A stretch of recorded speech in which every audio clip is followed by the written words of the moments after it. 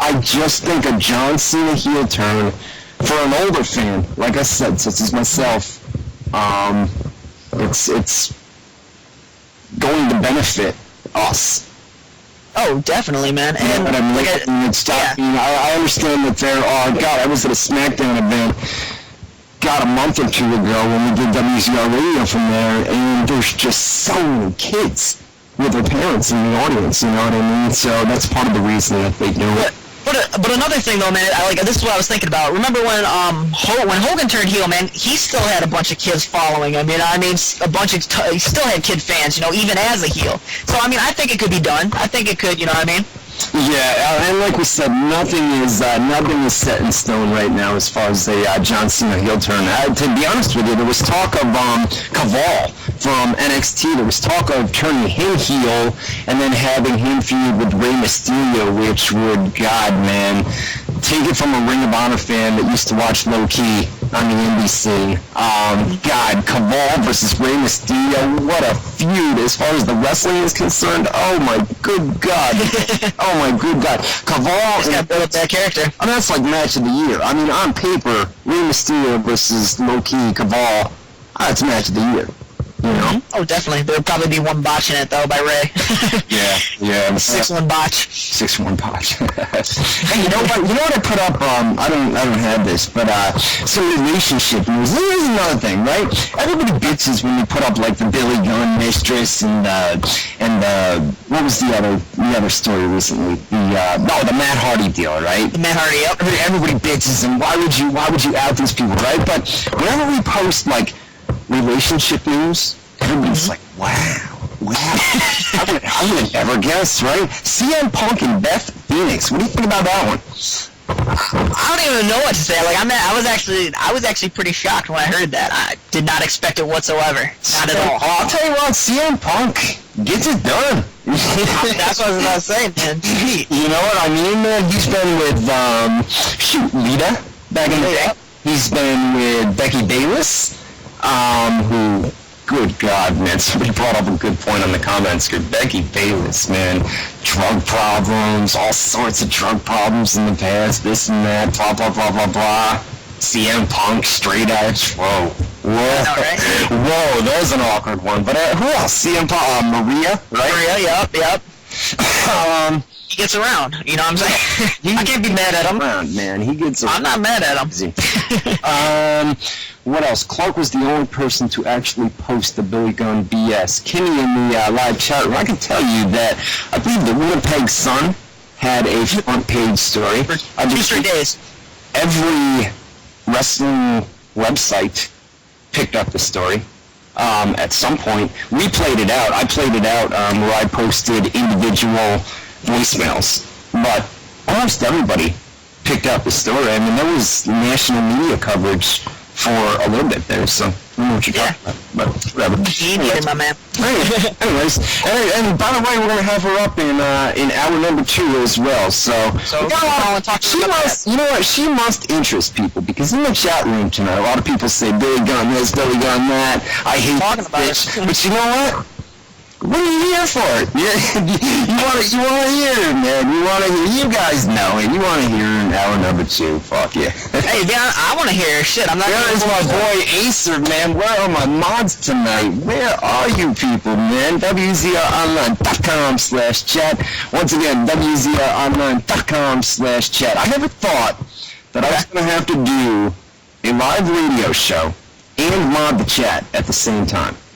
Damn, man. I thought I was going to have to do that, but I think it's coming to a point where... Hey, so that's pretty much saying everybody in the chat, you need to calm down for, I'm kind of calling my mods a bunch of fucking idiots that either have no idea what they're doing or just could care less.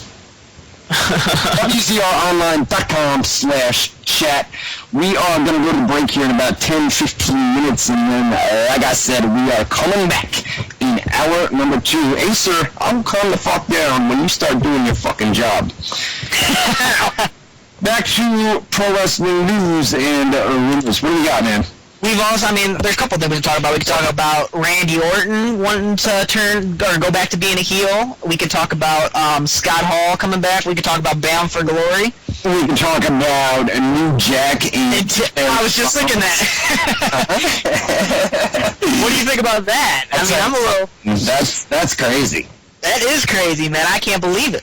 This had been known, I guess. New Jack had been putting messages up on his Facebook account in recent weeks. So this had been known, well, in recent months. So it had been known. We just put up a story with some photos and the other day. But yeah, I was looking at the photo, man. They look so weird together. They're like the odd couple. Isn't it? It is kind of like the odd couple. It's definitely weird to see them together, man. I think they met at a convention. New Jack was saying on his Facebook page, one of those conventions where everybody comes and, does the autographs, NWA, Fan Fest, things like that. I don't know exactly which one, but I think they met at one of those a few months ago, and boy... His music was probably playing throughout the whole event. Yeah, right, the gangster, right?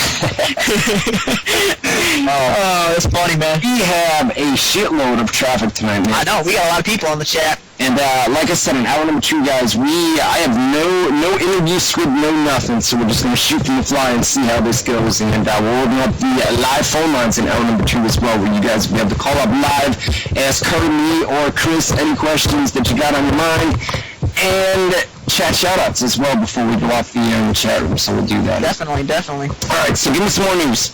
All right, man, I want to know your opinion on this whole Randy Orton situation. The man wants to be a heel.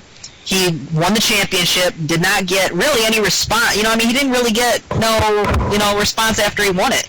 So what's your opinion on this whole situation? Well, do you think he's a better face or heel? I think he's a better heel, obviously. Yeah. I mean, this current face run, he's still got the heel. What's the word I'm looking for? He's still got the heel antics to him, where he's got the the death stare and the he's still got the heel antics. But I like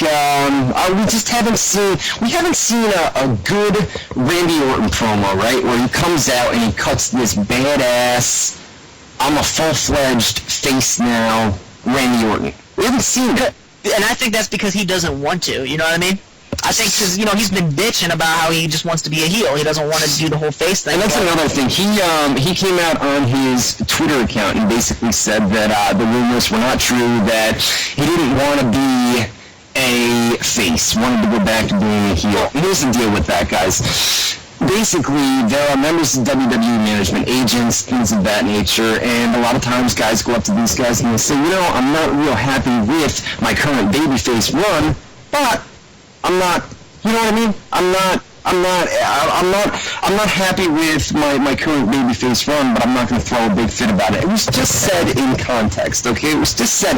It wasn't where he went to WWE management and said, I do not want to be a babyface anymore. I'm not going to do it. I want to go back to it. It wasn't anything like that. He just made note to an agent. Just made a small note to an agent that he was more happy as a heel. Well, this is my... And but I mean, like, you can understand, because pretty much for 99% of his career, he's been portrayed as a heel. Right. He's pretty much built his career around that. But the main problem is that, when somebody is a heel for so long, some people start to cheer you anyways, and I think that's pretty much what happened with him. The same thing happened with Stone Cold Steve Austin back in the 90s. He was a full-on heel, but the WWE fans started to cheer him, and he pretty much became this, like, anti-hero character that everybody went for. Well, maybe we're going that route with John Cena. You know what I mean? We're just in a reversed role where... the crowd continues, it's half and half, It depends on the city, it depends on the arena. You know what I mean? It's half and half. It's 50-50 Cena haters, Cena lovers. You know what I mean? So maybe what you're saying is, WWE obviously sees crowd reactions and things of that nature, so maybe it is time to, I know we're talking about Orton, but maybe I'm just referring to John Cena. Maybe it is time to turn him heel and see how it goes. You can always turn him back. Oh, definitely. And you've seen that in the past with everybody. You've seen Stone Cold go from a huge face to heel. Same thing with The Rock. Same thing with Triple H, Shawn Michaels, you know? Oh, yeah. Undertaker. Everybody. So, I mean, I don't think you can really spend your entire career being a face or being a heel, you know what I mean? Oh, of course not. But, I mean, as far as Randy Orton, I mean, he plays both gimmicks very, very well, heel or face. I just prefer him as a heel. You know, Yep. I mean, I didn't like the term. And maybe the reason that I didn't like the term is, like I was saying a couple minutes ago, we haven't seen that long Randy Orton promo where basically he's a full-fledged babyface. We haven't seen that. You know? That's why I think he's going to be that whole Stone Cold where I can do my heel tactics and have this F-you attitude, but still be over, you know? Right. There's my mic for, I see somebody in the chat room saying that my mic, does it sound like I'm close or? No, it sounds perfect to me, bro. I mean, it sounds perfect, clear. I mean, I can adjust the microphone on here if you want. I mean, I don't know. Oh, it's good with me, man. I hear it clear. And, man, is the chat booming or what, my man? It is, man. It is. It's a Wednesday night, too, bro. It's a Wednesday night, which is crazy to see all these people here. So, awesome stuff. And my apologies for yesterday, guys. I mean, I hyped that up all week long, man, and had it top post all day yesterday, and then shazam! Out, you know? So, whatever. So, pretty much that was what? That was Randy Orton. Any thoughts on the return of Scott Hall? The return of Scott Hall to TNA. I believe once he gets out of rehab, he's got the doors open at TNA. Dixie sent him to go get help, and he wanted to get help as well. And as soon as the rehab stint is over, as long as he stays clean and sober, I would expect him to be back in TNA. And here's the thing about Scott Hall, is people don't understand that this guy is a fucking genius. As far as, you know, I mean, I know his in-ring days are numbered, as far as, you know, obviously everybody gets older, but he would be a great addition to, just put him in an agent role or something within TNA, you know what I mean? Put him in a role, give him a backstage role if you're not going to have him on TV, and I think a lot of people don't realize that about. I still think he's over, even just being on TV. Not even wrestling, just being on TV. I still think he's over. You know what I mean?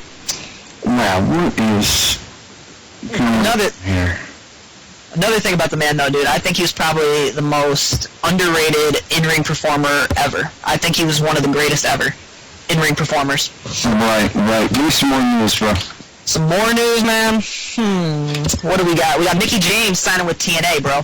I think this is a fucking great move because right now the Knockouts division is pretty much the beautiful people. So this adds another girl who's not only sexy, she also can, you know, maybe one of the best divas ever in wrestling. So, you know, I think she's going to add a lot of punch to the Knockout division. Yeah, Mickie James is definitely a big addition for TNA. She's just, I mean, we all know what Mickie James has done in WWE. I followed her on the indie scene before entering WWE. Alexis Larray, followed her work there. We know she's got in-ring, which is great, and the TNA Knockouts division needs more of that, man. We've been so used to seeing like Lacey Von Erich. I mean, get her out of there. You know what I mean? She is terrible. I mean, I just remember back in the day, and it wasn't that long ago, man. The TNA Knockouts, I mean, it was must-see TV on a weekly basis, and then they did this stupid stuff with the motorcycle gimmick with Tara, Victoria. Got rid of Awesome Kong, got rid of, you know, just took people that could wrestle off the thing. I mean, did you watch TNA last week? No. I did not. I was watch. What did I watch? You know what the problem is on Thursday nights, bro, I go back and forth between this Bellator Fighting Championships. I'm really into this, man. They go from city to city, bro, and it's awesome, man. It's live fights. It's basically like a pay-per-view for you MMA fans. It's basically like a pay-per-view every week, every Thursday night. You know what I mean? So I'm really into that. So I flip back and forth between that and TNA. Yeah, but what I was gonna say, man, is on TNA last week they had a tag team match, you know, between Taylor Wilde and Hamada against Velvet Sky and Lacey Von Erich. Lacey Von Erich, man, was freaking terrible, probably the worst ever, and that's pretty bad. Well, Lacey was brutal, man, and they knew that, but they got her. I mean, she's got the looks, you know what I mean? But it just sucks because TNA's knockout division. I mean.